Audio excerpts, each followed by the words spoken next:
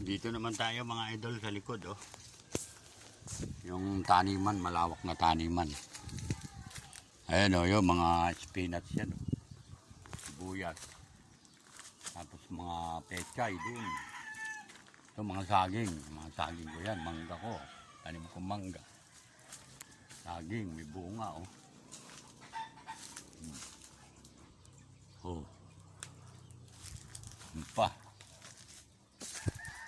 Diba? Ayan, mga mura pa. Mga mura pa. Mangga ko, wala ng bunga. Oh, may bayabas pa.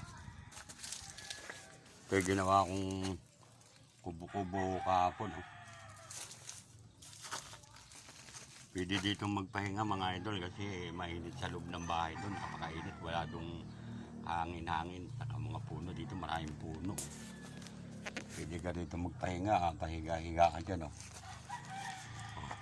Hapon ko lang ginawa yan, oh. Malilim dito. Mahangin, oh.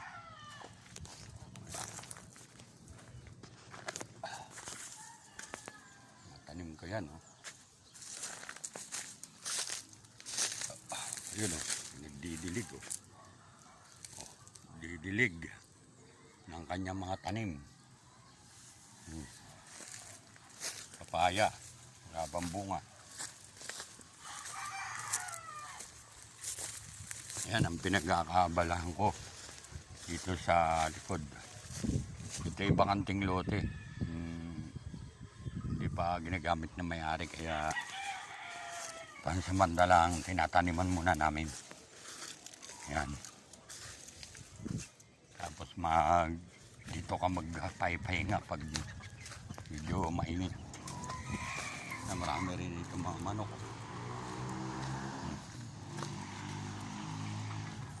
Ayan, napakainit. Halos matuyo yung mga saging, oh. Mga mangga. Dito maraming mga manok, oh. Nagpapagin ka ng manok, oh. Mga pechay, oh. Natuyo na. Sobrang init, no, mga idol.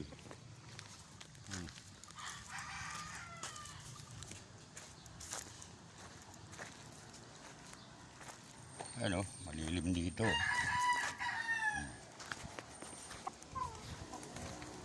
Ito, mga tanim ko pa to, oh.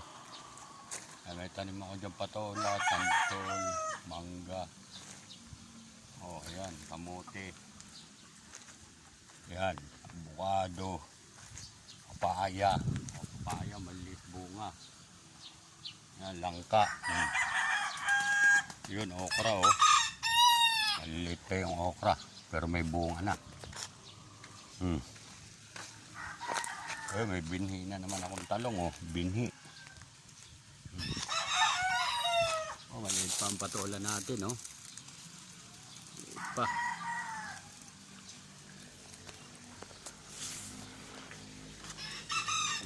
Mangse. Ang mga tanim ito.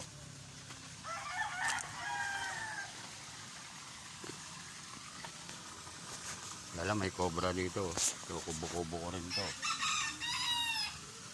Lutuan ko dati ng balot. Hindi mo na ako nagtinda. May cobra dito, eh.